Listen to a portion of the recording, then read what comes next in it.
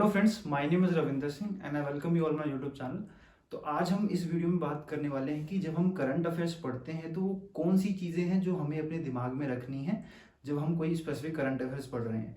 तो मैं डिफरेंट चीज़ें आपको डिफरेंट पॉइंट्स में बताऊंगा, जिस पॉइंट्स को मैं अपनी जब मैं प्रिपरेशन कर रहा था तो उन पॉइंट्स को मैं ज़रूर कवर करता था जब भी मैं कोई न्यूज़ पढ़ता था करंट अफेयर्स में। तो पहली जो चीज़ है, बात करेंगे गवर्नमेंट स्कीम्स। कोई भी स्कीम्स हो जो गवर्नमेंट के द्वारा लॉन्च की गई है या फिर आरबीआई के द्वारा लॉन्च की है, तो उसमें क्या क्या चीज़ें हमें पढ़नी है, उनको तो हमें हमेशा ही पढ़ना होता है स्कीम्स में।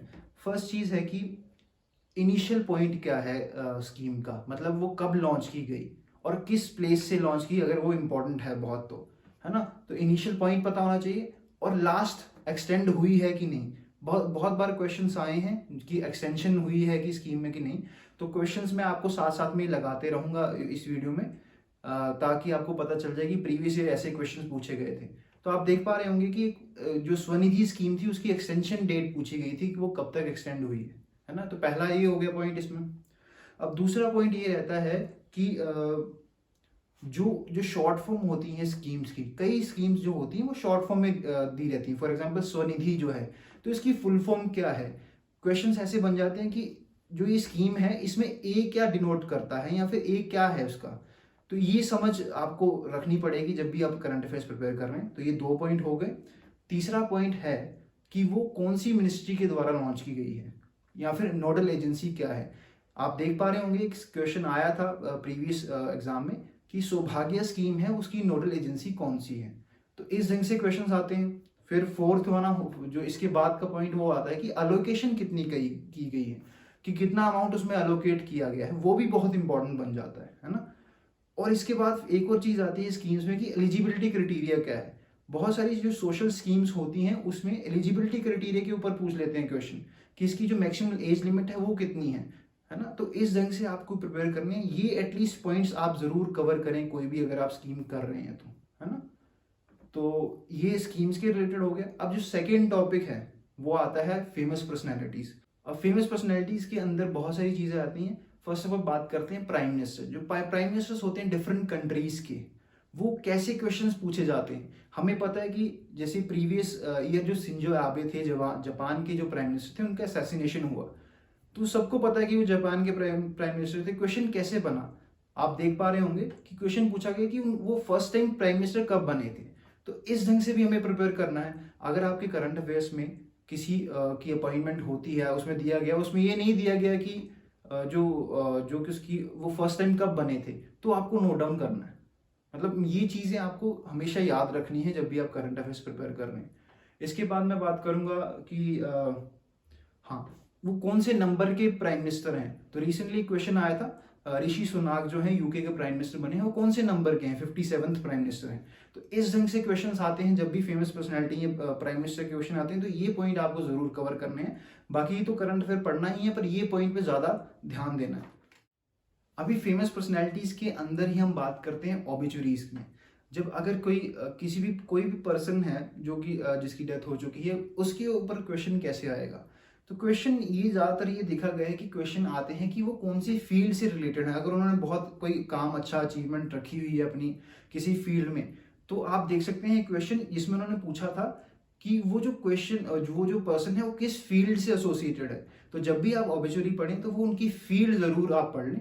ऐसे ही स्पोर्ट्स पर्सनैलिटीज भी होते हैं कि उनका नाम आ जाएगा वो कौन सी फील्ड से एसोसिएटेड है या कौन से स्पोर्ट्स से एसोसिएटेड है, ये हमें याद होना चाहिए। एक जो स्पोर्ट्स पर्सनैलिटीज में क्वेश्चन आया था वो ये था, पिछले साल आया था, जिसमें जो फाइनलिस्ट थे, टेनिस के फाइनलिस्ट थे, और उनके नाम दिए हुए थे कि इस पर्सन ने इसको हराया, ये पर्सन किस कंट्री को बिलोंग करता है। तो हमेशा याद रखिएगा जब भी आप स्पोर्ट्स पर्सनैलिटी की बात क्वेश्चन करंट अफेयर्स पढ़ रहे हैं, तो उसमें एटलीस्ट उनकी जो कंट्रीज हैं वो याद रखिएगा जरूर। अगर आपके जो सोर्सेज हैं उसमें नहीं दिया गया तो आप उसको नोट डाउन कर लीजिएगा, साथ में ही उसकी पीडीएफ में लिख लो, ये जरूर काम आएगा। रिवाइज करना है इसको बाद में।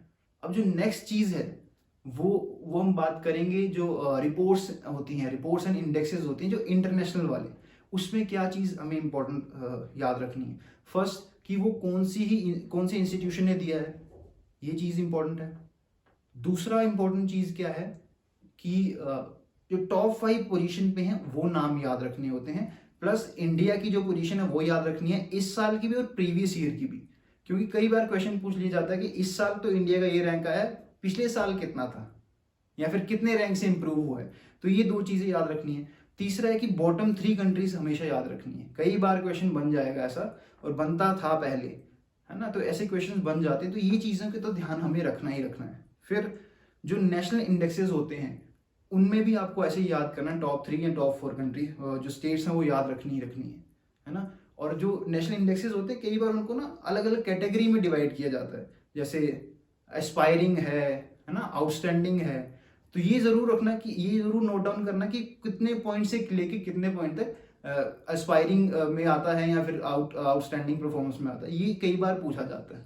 या फिर कितनी कैटेगरी में डिवाइड किया जाता है, ये भी बहुत बार पूछा जाता है। अब जो नेक्स्ट है वो देखा जाता है कि टारगेट्स रिलेटेड जब न्यूज आती है, फॉर एग्जांपल कि जो सस्टेनेबल डेवलपमेंट गोल है उसको कब तक अचीव करना है, इंडिया का कोई अगर गोल है तो उसको कब तक अचीव करना है, तो वो जरूर रखिए याद कि वहां पे क्वेश्चंस आ जाते हैं। कार्बन न्यूट्रल कब बनना है 2070 तक, ऐसे ऐसे क्वेश्चन बन जाते हैं कई बार। तो नोटिस जरूर करिएगा जब भी आप पढ़ते हैं, करंट अफेयर्स पढ़ते हैं, तो आप जरूर नोटिस कीजिएगा कि ये क्वेश्चंस आपको करने ही करने हैं इस ढंग से। लास्ट में एक चीज मैं आपको बताऊंगा, ये चीजें आपको तो करनी ही करनी है जब भी आप करंट अफेयर्स करते हैं।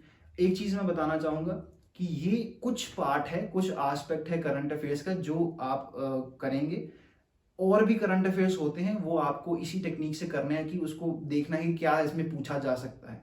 जब भी आप कोई करंट अफेयर्स करते हैं तो उसको अपने पर्सपेक्टिव से देखिए कि क्या इसमें कुछ और चीज पूछी जा सकती है। अगर इस ढंग से आप प्रिपेयर करेंगे तो बहुत अच्छे ढंग से आपका प्रिपरेशन। लास्ट में मैं एक डाउट आपका क्लियर करना चाहूंगा जो कि इंपॉर्टेंट डेज के रिलेटेड होता है।